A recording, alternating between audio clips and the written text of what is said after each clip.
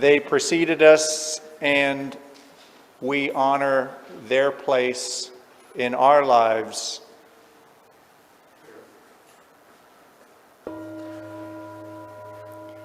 The second calls us into relationship with ourselves and one another, that we learn to grow in wisdom and compassion and not be afraid of the truth it reveals. And the third calls us into relationship with our children and our children's children out to the 7th generation, helping us to realize that what we do now or what we fail to do will be felt by those who come after.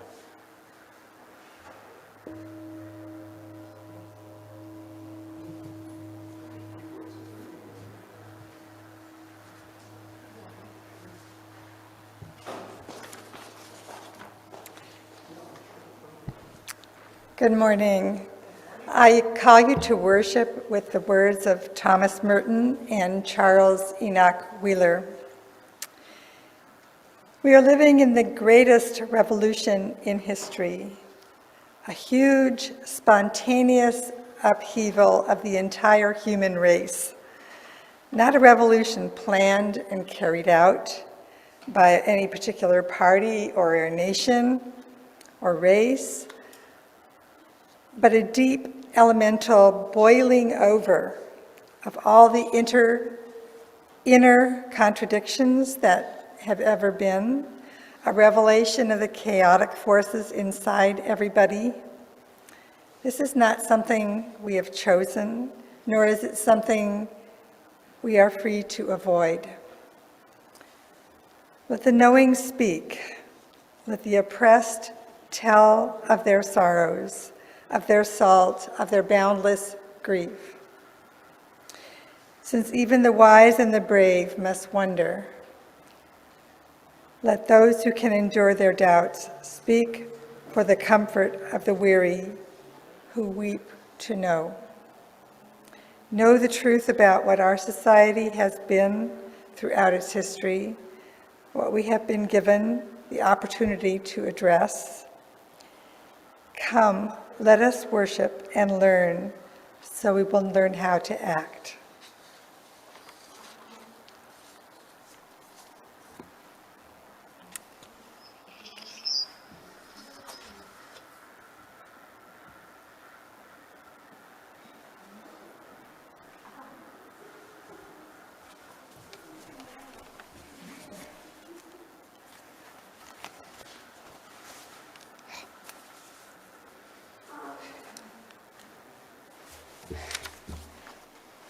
Good morning. Welcome to Mission Peak Unitarian Universalist Congregation. My name is Annette Bringen, and I'm a member of the board. We are so glad you joined us this morning. Unitarian Universalism is a radically inclusive, non-doctrinal, non-dogmatic, open-minded, and open-hearted faith. We are all coming at truth from different paths. We gather together across different identities, experiences, and beliefs to affirm and promote the inherent worth of every person.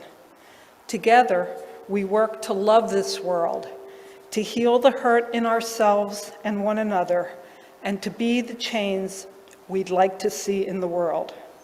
Maybe you're here for the first time. If so, we are glad to welcome you. We will shortly post a link in the online chat to our welcome email and to our weekly newsletter so that you can see upcoming events. We encourage you to join anything that speaks to you. We use the chat online or our Joys and Concerns book by the door here to share short and significant personal milestones, which will be read later aloud in the service. We have social hour after the service where we get to visit with one another in breakout rooms or on the patio here. The worship host will give you more information about this immediately after the service. We ask that you please silence your electronic devices. Masks are required inside and outside of Cole Hall, and N95 masks are recommended. Food and drink may only be consumed outside. Because it is apparent that vaccinated people can still spread the disease to others, we strongly encourage those in contact with unvaccinated or immunocompromised people to attend services outside or via Zoom. There is more information about our safety policy on the bulletin board to your left and in Week on the Peak. We have two special announcements for you today. This is a final reminder about the brief questionnaire we asked everyone to complete after last week's congregational conversation about leadership at Mission Peak UU. If you have not filled it out, please do so today, as the board will start reviewing the results at this Wednesday's board meeting. You can find the link in the email that was sent to you last Tuesday or in the Week on the Peak. If you cannot locate either of these or need other assistance, please email president@mpuuc.org today, and Deanna can help you. We appreciate your time and attention as we create the future for Mission Peak UU. Next Sunday, we will be awarding our Courageous Love Hero Award to Fremont for everyone. Be sure to attend this special service next week. Our Share the Plate donation will go to the Fremont Safe Parking Vehicle Fund, chosen by Fremont for everyone's leadership team. Instructions for donating will be in this week's Week on the Peak. If you hear or see something in this morning's service that inspires you, makes you laugh, or brings you hope, please share it on social media or just tell a friend. We are trying to start a wave of love and justice with every gathering.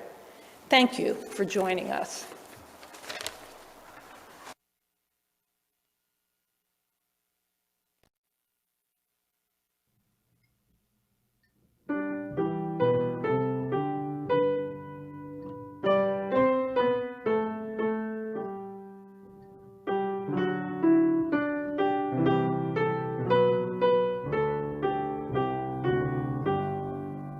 Where is the holy church, where race and class unite, as equal persons in the search for beauty, truth, and right? Where is our holy writ, where a human heart the sacred torch of truth has lit by inspiration taught? Where is the holy one, the mighty host respond, the people rising every land to break the captive's bond? Where is our holy land, within the human soul, wherever free minds truly seek with character the goal? Where is our paradise, in aspiration sight, wherein we hope to see aright 10,000 years of right?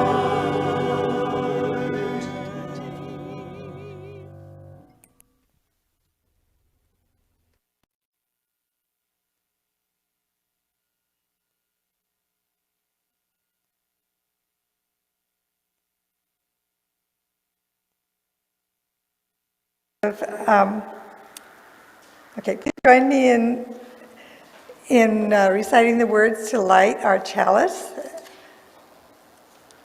We light this chalice to remind ourselves to treat all people kindly, because we are all one family, to take good care of the earth, because it is our home, to live lives full of goodness and love, because that is how we will become the best people we can be.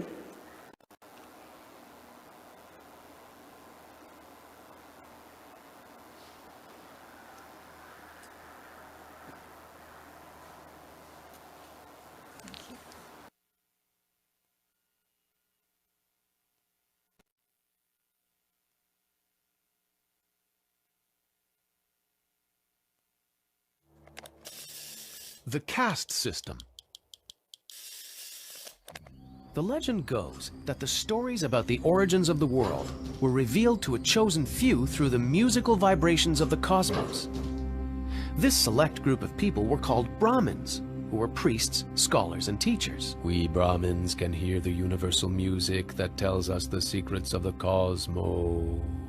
Because they were the only ones who could understand the destiny of men, Brahmins were greatly respected and belonged to the highest caste.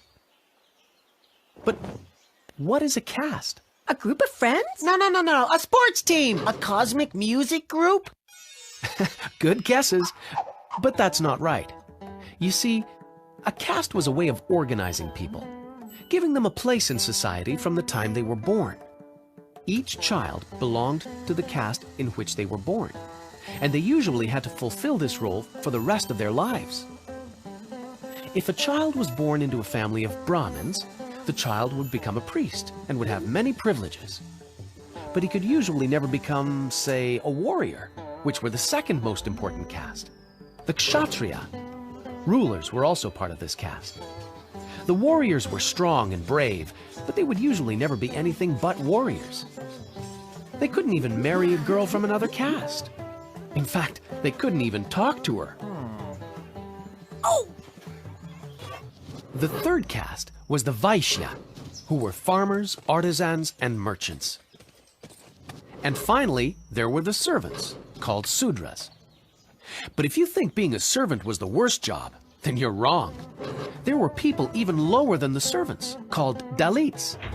Dalits, formerly called untouchables, were people who did not belong to any caste and usually had to do the worst jobs. Dalits couldn't drink from the same sources of water as other people, and people could never touch them, or even their shadows. If this happened, the person would become contaminated and had to be purified. Being a Dalit was definitely a hard life. Let's dig a little deeper with our time compass and find out how societies were organized in other parts of the world. In ancient Egypt, for example, the pharaoh was at the top spot of society. Just like a Brahmin in India, a pharaoh was thought to be divine. Under the pharaohs were the priests, who were in charge of serving the gods. Under the priests were the scribes, whose greatest ability was that they knew how to write. Below them were the soldiers in the army, who were responsible for protecting and ensuring the unity of the empire. Then came the merchants and artisans. And a little further down from them were the farmers. The lowest caste in Egypt, those who had to do the worst jobs, were the slaves. Ah, just like the Dalits in India. Similar, but not the same. Firstly, the Dalits in India did not belong to any caste, which means they weren't even considered to be members of society, and did not have any rights. Secondly, in India, when somebody was born in a caste, they had no other option but stay in that role for their whole life. In ancient Egypt, however, the system was not as strict. For example, there were merchants who married peasants, and even the poorest people had rights. In fact, if they managed to save enough money, they could buy their own lands and improve their lot in society.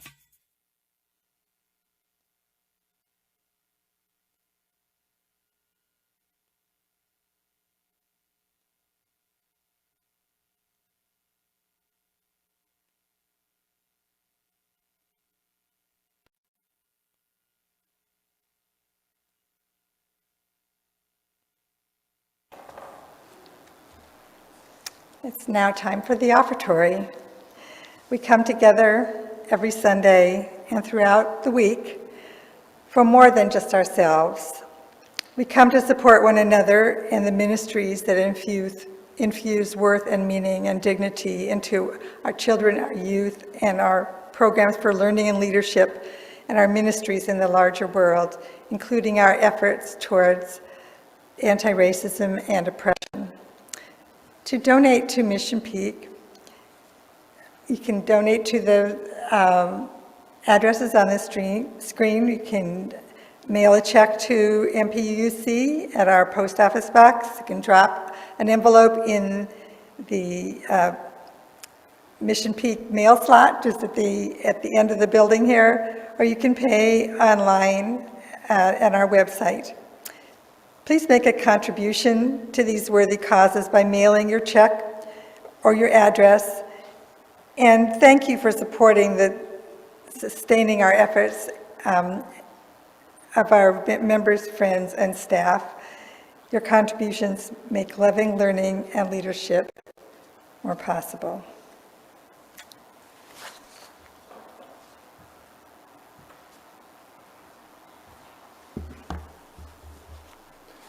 We are approaching the time in the service where we open our hearts and share those joys and concerns with one another that we might find strength, resilience, or the kind of family that gives us hope.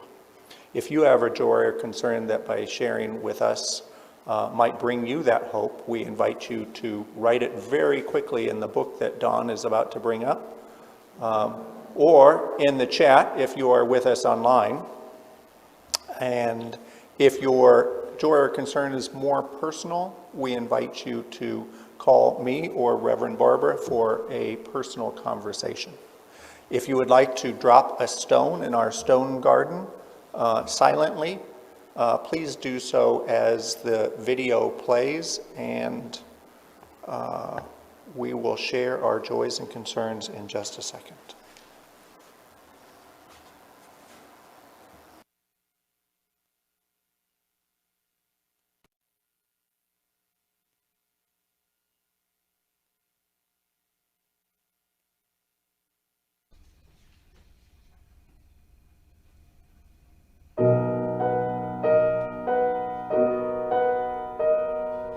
How do you say to a child in the night, nothing's all black, but then nothing's all white? How do you say it will all be alright when you know that it mightn't be true? What do you do? What do you leave to your child when you're dead? Only whatever you put in its head. Things that your father and mother had said, which were left to them too. Careful what you say. Careful the things you say. Children will listen. Careful the things you do, children will see. And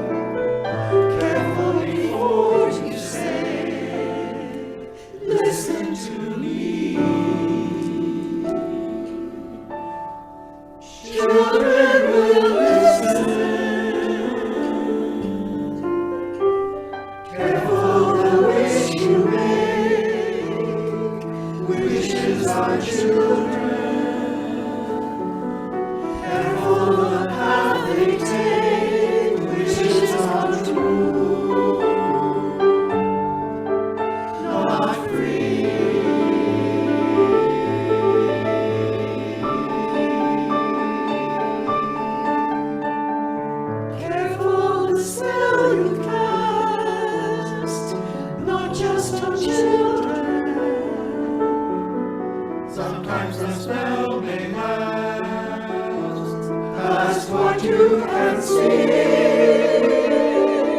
and turn others to. Careful the tales you tell, that is the spell. Children who listen,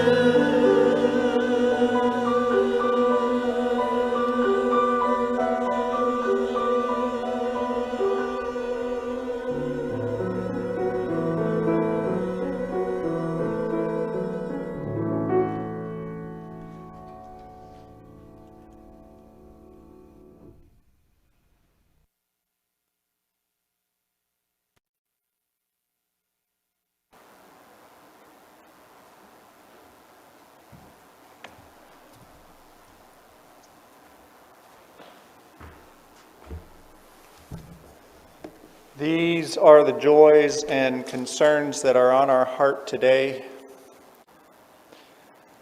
We also send our prayers of peace and goodwill to the borders of Ukraine and to Ottawa.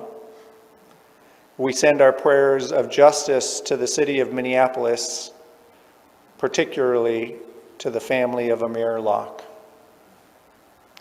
We send our prayers out also to 49er fans everywhere who have nothing to do today. And finally, one last stone for the hopes and hurts still too tender to escape our heart. May, for the sake of love, we keep our doors, our hearts, our minds, and our arms open.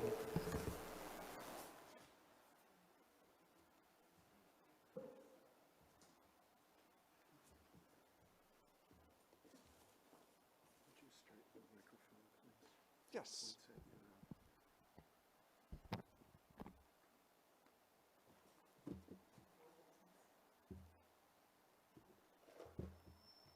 Let us join together in the spirit of this reflection.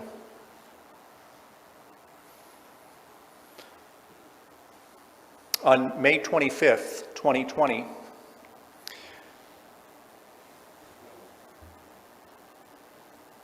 we saw something that has long gone unseen in this country. It's not that the event we saw was particularly rare. Events like it had been happening literally every day of our lives. In fact, they just happened a few days ago. But for so long, we have been so conditioned to unsee it or ascribe to that event that it just is part of the unfortunate reality we live in. So we turn away our gaze, and rarely do we talk about such things in mixed company. What we saw on May 25th was a man with dark skin of the subordinate caste laying face down on the curb beneath the full weight of another man with lighter skin, a member of the dominant caste. The lighter man's knee was pinned against the darker man's neck, pushing his face into the pavement.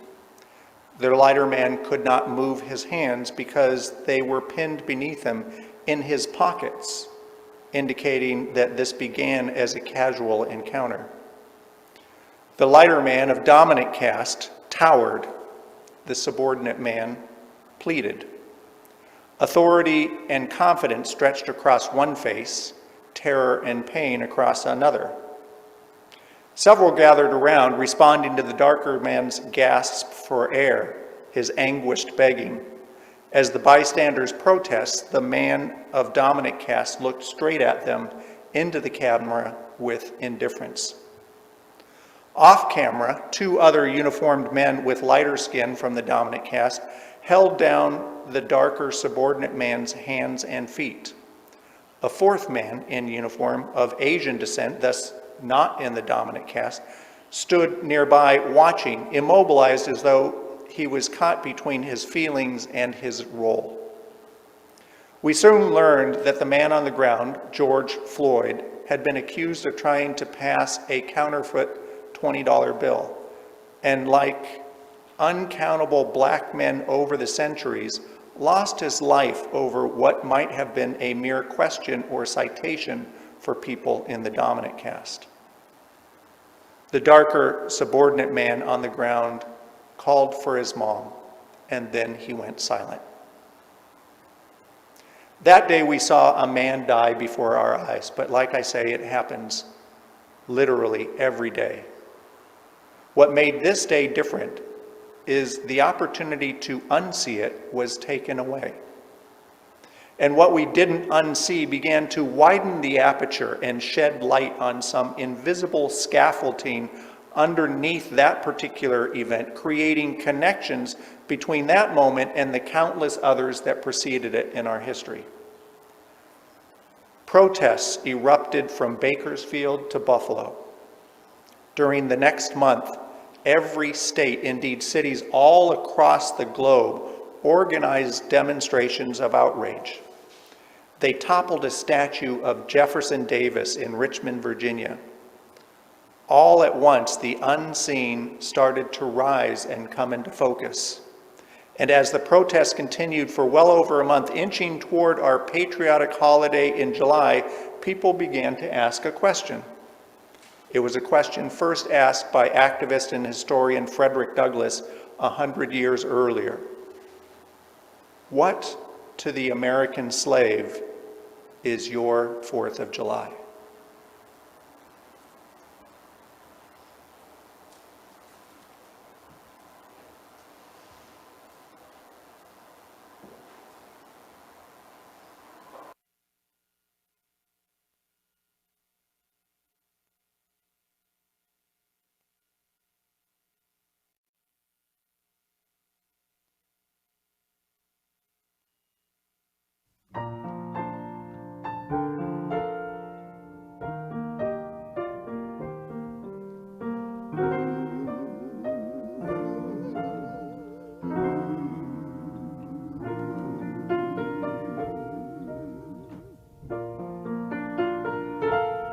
I don't know if you can hear me, or if you're even there. I don't know if you'll listen to my humble prayer. I know that I'm just an outcast, so I shouldn't speak to you. Still seeing your face, I wonder, were you once an outcast too?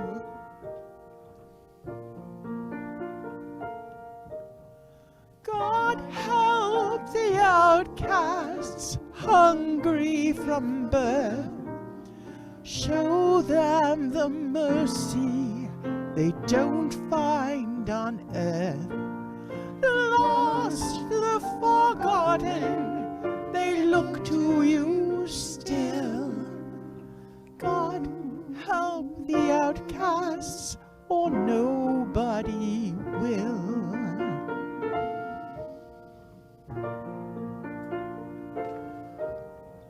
I ask for nothing, I can get by, but I know so many less lucky than I.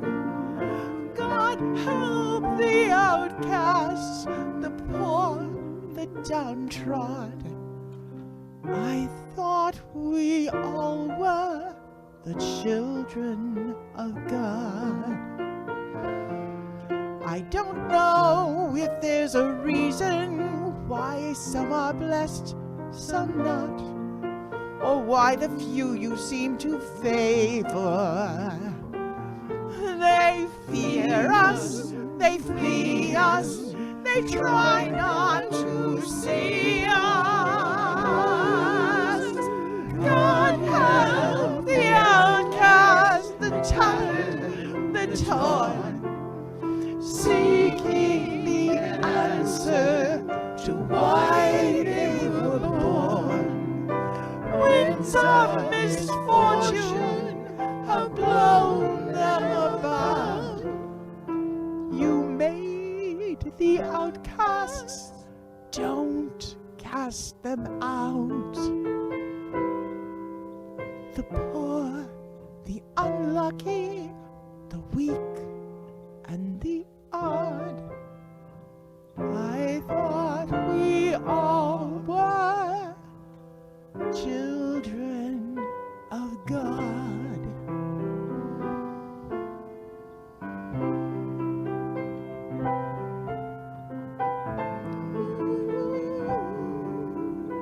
Aren't we children of God?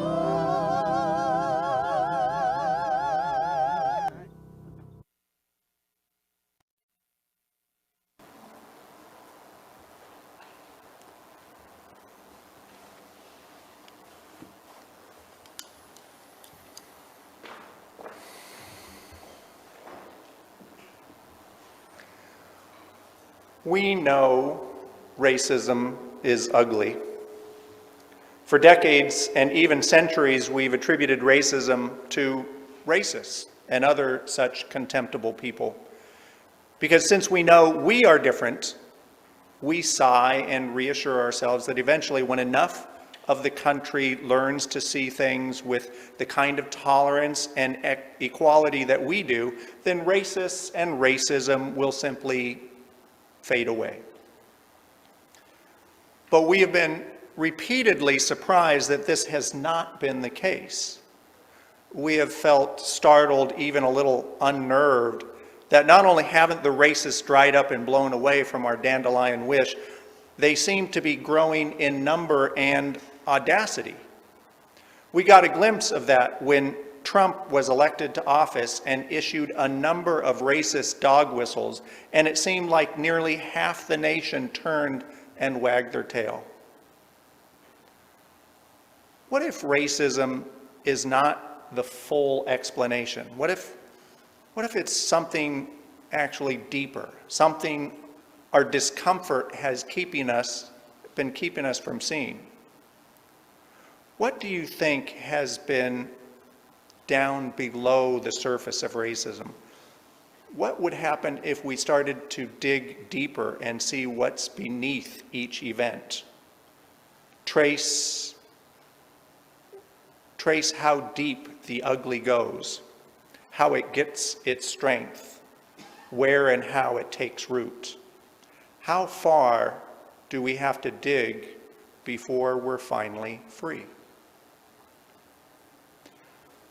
Those were perhaps some of the questions that were on the mind of Martin Luther King Jr. as he prepared to travel to India in 1959. He had just successfully led the Montgomery bus boycott. He successfully incorporated nonviolence into his own version of Josiah Royce's beloved community, but he wanted to know more.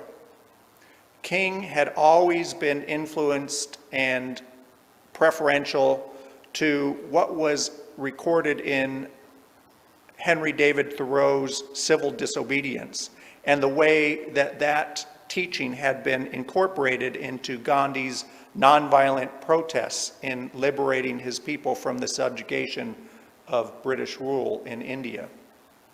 So King traveled to India and was warmly welcomed by Prime Minister Nehru to surprising fanfare. While covered in garlands at the airport, King said to Indian reporters and thousands gathered, "To other countries I may go as a tourist, but to India I come as a pilgrim." King was particularly interested in seeing India's so-called untouchables, now known as Dalits, the lowest caste in the ancient Indian caste system. He had read of them and felt their frustration at being left behind when India gained its independence the previous decade. For their part, the untouchables were thrilled to meet King. They knew very well of the bus boycott that he led, and they knew their own protest songs as well as knowing all the words to "We Shall Overcome." But one thing surprised him even more than that. Traveling to the southern tip of the country, King visited students in a high school made up of families of the untouchable caste. When the principal stood up to introduce them, he said, "Young people, I would like to present you to you a fellow untouchable from the United States of America." And King was stunned. He said he felt a little insulted. He had never expected that that category would apply to him. After all, he had just dined with the Prime Minister. But then he began to think about it and the injustice that he and 20 million others were facing, consigned to the lowest ranks in America, still smothering in an airtight cage of poverty, quarantined in isolated ghettos, exiled in their own country. "Yes, I am an untouchable," he finally concluded later, "and every Negro in the United States of America is an untouchable." In that moment, he realized that the land that he had lived in, the land of the tired, poor, and huddled masses yearning to breathe free, had actually been built upon an invisible scaffolding of a caste system not unlike India's. In fact, he understood then at that moment what it was like to live in a caste system his entire life. Today, I want to explore a little bit more about that epiphany that King came to 63 years ago. Although he did come back and upon returning to America, share his experiences in India with people here, and he did preach sermons describing the ways that India's caste system was in place here in this country, they did not have the same appeal or moral resonance with people as his other sermons. People preferred to hear about the dream rather than the confusing nightmare that was underneath. So today I will share a little bit of what I learned from Isabel Wilkerson's most recent book, Caste: The Origins of Our Discontents. I hope that through her amazing and painstaking research over 6 years, we can all glimpse a little bit about what King had to reckon with before he came up with his dream, a little of what's underneath America's shiny coat of liberty and justice for all, and a little bit about why all the racial justice work that we've been a part of seems a little bit harder than we thought it should be. A caste system is an artificial construction, a fixed and embedded ranking of human value that establishes tiers of legitimacy with presumed supremacy for some and inferiority for others. The hierarchy is justified by 8 pillars of caste, which we'll see about later in the service. These pillars employ innocuous details of ancestry and ethnicity that serve as unquestionable framework between superiority and inferiority and cement an invisible hierarchy in place with displays of threats. It displays or threats of trauma. Wilkerson uses metaphor to help us understand the invisible infrastructure of caste. She compares it to a long-running play in America. Day after day, she says, the curtain rises on a stage of epic proportions for a play that has been running for centuries. The actors wear the costumes of their predecessors and inhabit the roles that they had been assigned. The actors have played their roles long enough that it's as though they know their costumes and wear them as though they can't be removed. In that same theater, caste is the wordless usher in a darkened place, lighting the flashlight, showing you and guiding members of society to their seats for the performance. Over the run of the show, Wilkerson explains the cast as well as the audience get quite attached to who plays which part and how. Who is center stage, who is the hero, and who are in the supporting cast, and who is the indifferentiated chorus with no lines to speak, no voice to sing, but essential for the production to work. In a caste system, an actor moves the way the character is scripted to move, speaks in the way they are scripted to speak. Stick to the script and your name will appear in the program. Veer from the script and other cast members will step in to remind you where you went astray. Do it often enough and you'll find yourself making popcorn because your character was conveniently killed off in the plot. Caste, Wilkerson says, is not like racism. It is not hatred. It is not necessarily even personal. It is the worn grooves of comforting routines and unthinking expectations, patterns of a social order that have been in place for so long that now it looks like the natural order of things.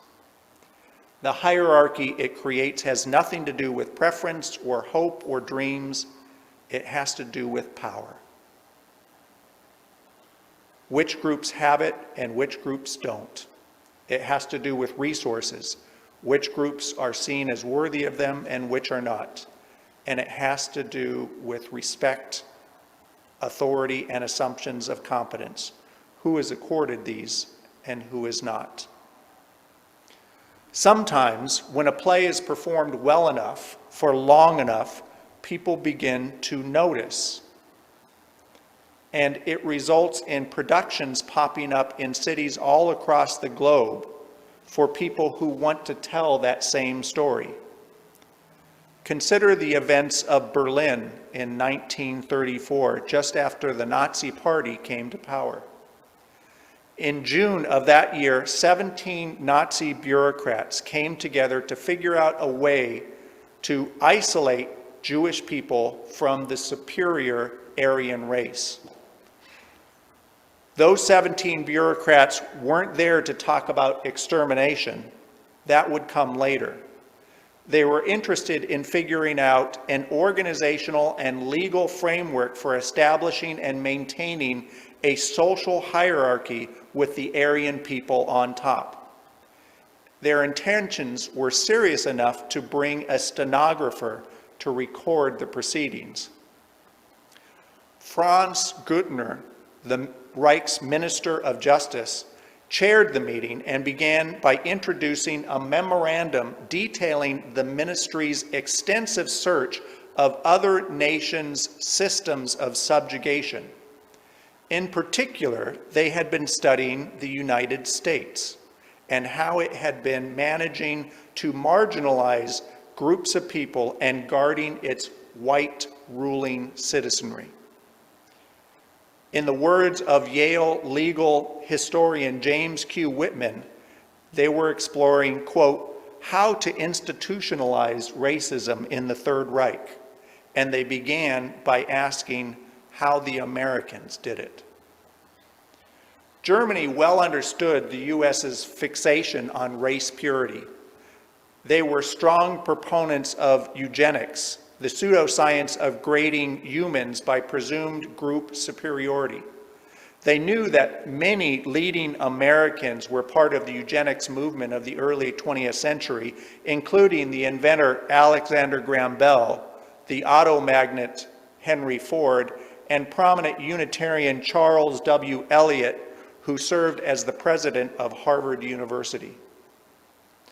Madison Grant, also a leading eugenicist from New York, had a social circle that included Presidents Theodore Roosevelt and Herbert Hoover. He published a rabid manifesto for cleansing the gene pool of undesirables and used his influence to help pass restricted American immigration and anti-racial or interracial marriage laws in the 1920s. Hitler, when he read that book, wrote Grant a note of appreciation, calling his book My Bible. Hitler had studied America from afar, both envying and admiring it, and attributed its achievements to its Aryan stock. He praised the country's near genocide of Native Americans and the exiling of those Native survivors to reservations. He was pleased that the United States had, quote, shot down the millions of Redskins to a few 100,000, end quote. The Nazis were impressed by the American custom of lynching its subordinate caste of African Americans. But what Hitler especially marveled at was, quote, the American knack for maintaining an air of robust innocence in the wake of mass death, end quote. He knew Germany still needed foreign investment and wanted to know how they could similarly maintain the appearance of legitimacy. Western Europeans had long been aware of the American paradox of proclaiming liberty for all men while holding subsets of its citizenry in near total subjugation. The French writer Alix de Tocqueville toured antebellum America in the 1830s and observed that, quote, the surface of American society is covered in a layer of democratic paint, end quote. In the end, many strategies accompanying the ascension of the Third Reich were taken directly from the playbook of the United States, and much of what wound up being the Nuremberg laws were actually adapted directly from slave codes and Jim Crow laws. Wilkerson's incredible and tireless research lays this out in far more detail. In the book, she offers a rare expose of what we'd previously only glimpsed, the invisible scaffolding that lay under the surface of American exceptionalism. She does some of the work that we have been hesitant to do, picking off the scab of racism to see the extent of the infection underneath. But the last few years, we have come upon so much evidence, we no longer need to look for it. We simply need to see it and not turn away.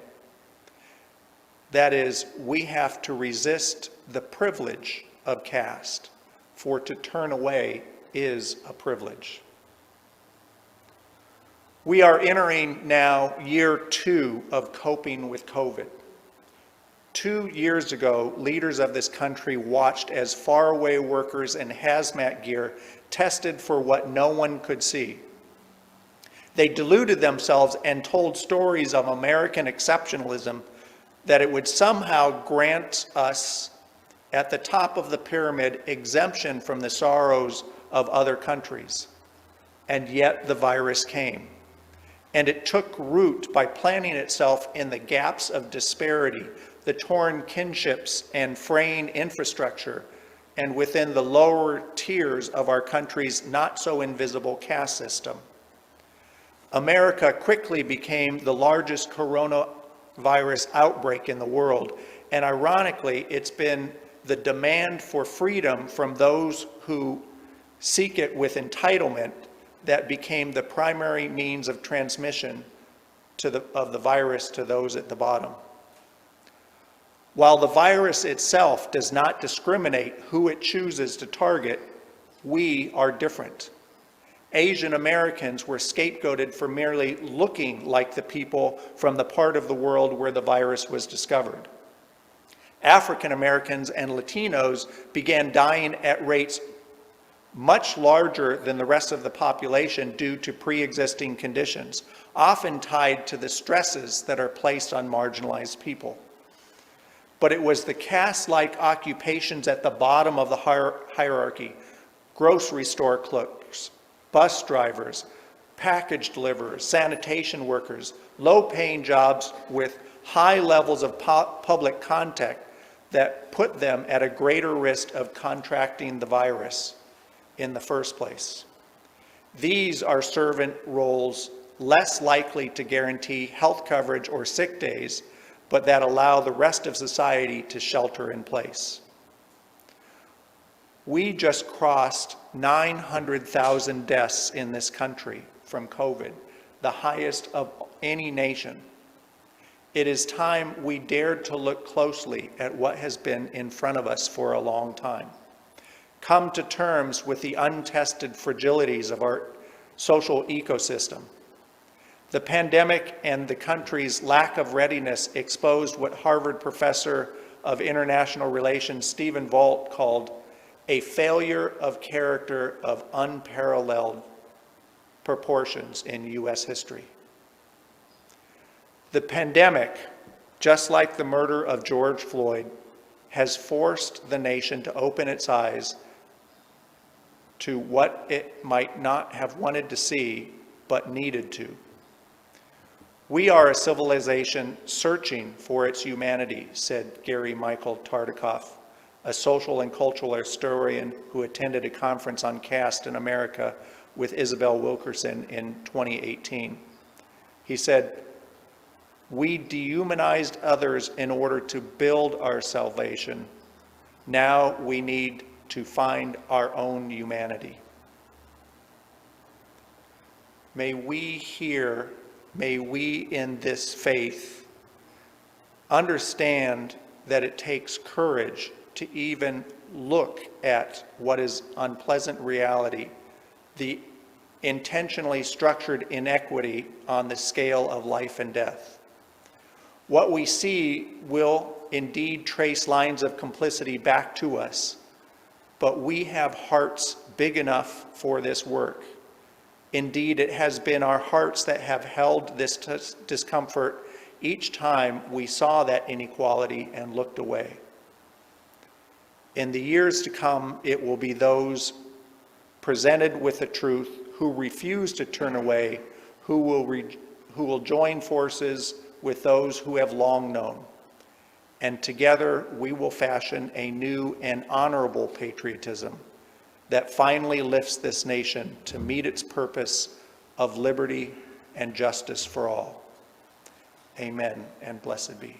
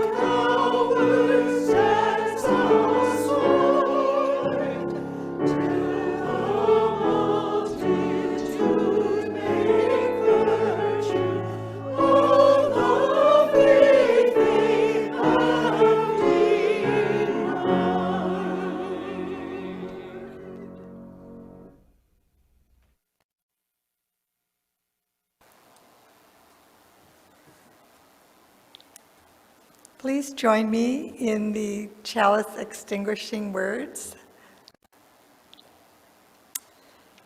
We extinguish this flame, but not the light of truth, the warmth of community, or the fire of commitment. These we carry in our hearts until we are together again.